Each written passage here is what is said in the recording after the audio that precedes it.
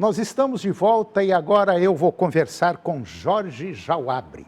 O Jorge, ele é agrônomo, especialista em milheto e ele trabalha na Ato Sementes. E nós vamos falar do cultivo de milheto e o seu potencial produtivo.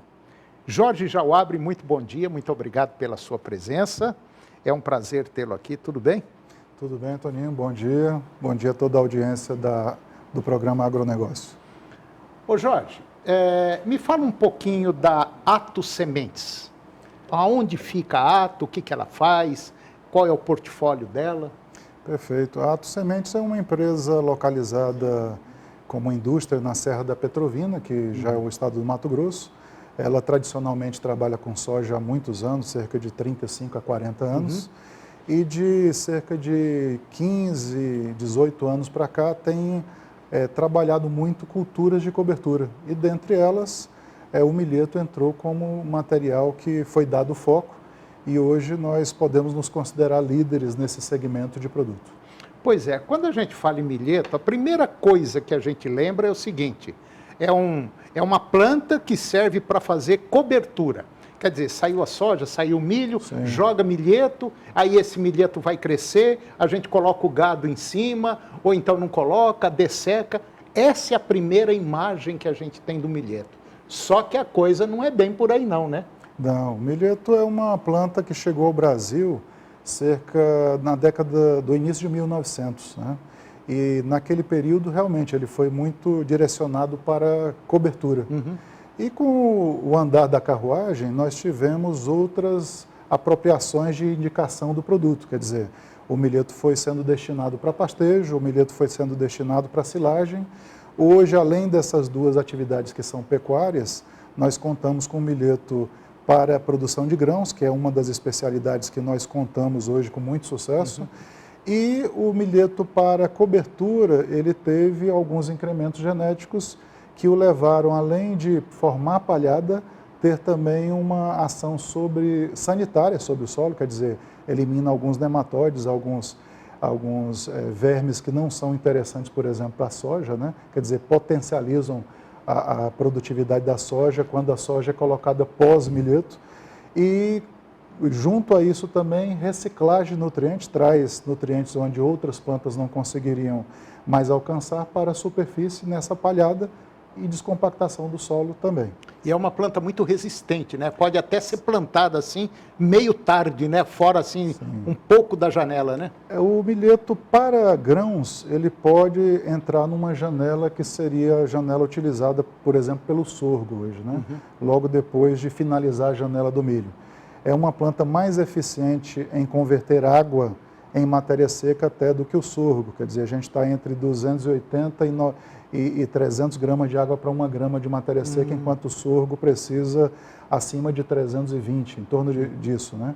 E sendo mais eficiente, ele se torna também mais flexível a variações ambientais que repercutem em falta d'água. Quer dizer, um período que corta a chuva, o milheto tem muito mais chance do que sorgo, do que milho, para resistir e produzir alguma coisa.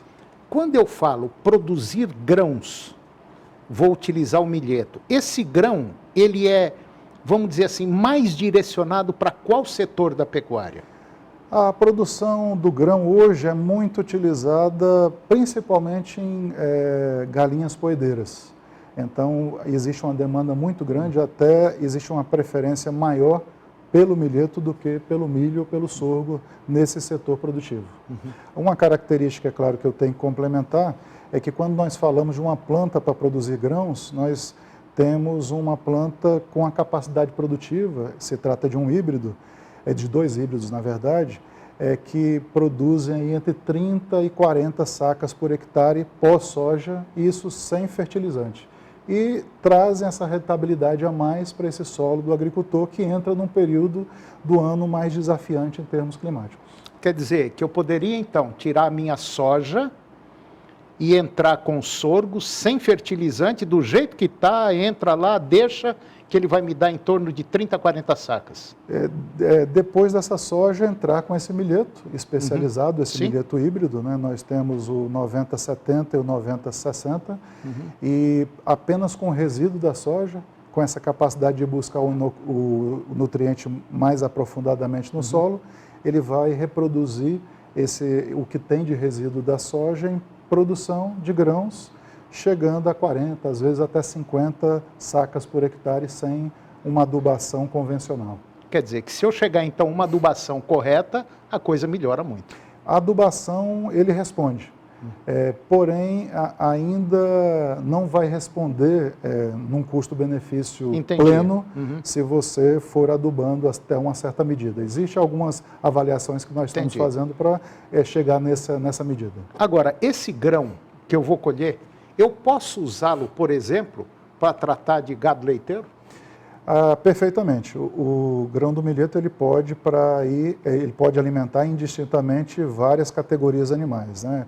Gado leiteiro, gado de corte, aves, como eu comentei. A grande questão é só acertar, na medida que o nutricionista da propriedade possa intervir, na medida certa do uso desse grão, junto com o grão do milho ou com o grão do sorgo. Se você pegar o grão do sorgo, do milheto e do milho, a diferença é significativa entre eles ou estão mais ou menos balanceados? Existem alguns benefícios, alguns índices que são maiores no grão do milheto. Por exemplo, proteína é sempre maior em grão do milheto do que em milho e do que em sorgo. Óleo também é maior. O que não é maior do que o milho, mas igual ao sorgo, é a quantidade de energia, que é o que é mais requerido numa condição de nutrição animal. Só como um detalhe interessante, a Anvisa autorizou em 2022 o milheto também como alimentação humana. E quando se utiliza o milheto na alimentação humana, você tem um aporte interessante de fibra, pela quantidade de cascas que está presente daquela película que envolve ali a parte da energia dele, né? E a Anvisa autorizando, você já tem alguns produtos no mercado que contam com esse grão na sua produção. Agora, vocês também devem ter no seu portfólio variedades específicas, como, por exemplo, para fazer uma cobertura do solo, para fazer uma pastagem e também para silagem. Perfeitamente. No portfólio da Ato. Exatamente. Certo? Perfeitamente. Então, eu poderia dizer que para cada caso é um caso que eu vou utilizar a semente do milheto sempre depois da soja. Sim. No caso da cobertura, nós temos um produto específico para as finalidades que eu comentei de reduzir, por exemplo, um nematóide, que é verme que ataca a soja. E melhorar o solo. Melhorar o solo, construir esse perfil de solo de uma melhor forma, né? No caso, por exemplo, de silagem, nós temos um híbrido que está sendo muito bem demandado, chamado ADRF 6010. No verão, nós conseguimos com esse material de 40 a 50 toneladas de massa num corte só, né? Ele dá mais de um corte? Não, num corte só, que justamente ele é apenas um corte, né? E numa segunda safra, que é um período mais restrito em água, a gente chega às 30 toneladas por hectare com esse mesmo material. Tá, entendi. Em relação a custo, vamos dizer, custo-benefício, eu tenho sempre que comparar, porque eu acho interessante para quem está nos acompanhando e é produtor, falar, não, melhor do que o milho não existe. Eu não estou querendo dizer que o milho é pior, ou que o milheto é melhor, ou que o sorgo... Não, não é nada disso. É simplesmente mais uma ferramenta que o produtor tem para, de acordo aí, até com condição financeira, você usar o milheto. O milheto, assim, quando a gente passa a régua e compara com milho, sorgo, em relação a dinheiro, ele sai mais barato o plantio, o cultivo do milheto? Se nós considerarmos o plantio para silagem, a gente tem uma produção por tonelada mais barata. É claro que, juntando a isso o fato de você ter uma planta mais resistente a situações de restrição de água, um veranico, por exemplo, aí essa conta melhora mais ainda para o lado do milheto.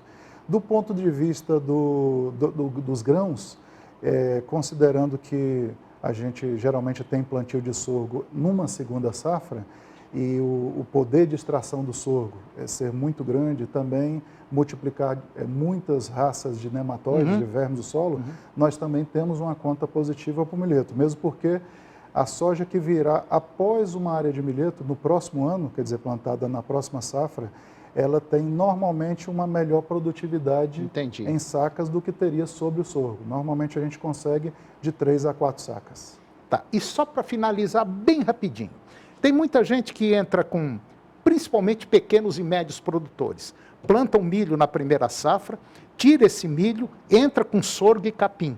Perfeito. É muita gente comum fazer isso. Muito comum. Eu posso sair milho na primeira safra, entrar com milheto e capim? Perfeitamente. Pode? Sem problema, isso direcionando para, por exemplo, uma silagem. Entendi. Dá um resultado bom. Dá um resultado perfeito, a pessoa ainda fica com o capim após a retirada basicamente da massa. A custo zero. Praticamente, mas é um custo barato. É um custo barato. É um custo barato, praticamente. Exatamente. Bom, eu conversei com Jorge Jauabre, ele é agrônomo da Ato Sementes e é especialista na área de milheto. E, por incrível que pareça, eu já conheço o Jorge há mais uns 30 anos, né, Jorge? Perfeitamente. Estamos aí junto nessa estrada. Jorge, muito obrigado pela sua presença, foi um prazer tê-lo aqui e eu quero trazê-lo mais vezes para a gente conversar sobre outros temas, tá bom? Muito obrigado, Toninho. Bom dia. E o programa de hoje chegou ao fim e eu termino o nosso programa com a seguinte frase: pensar é fácil, agir é difícil. Agora, agir conforme o que pensamos, isso ainda é o mais difícil. Muito obrigado pela sua companhia, que Deus nos abençoe e até o próximo programa.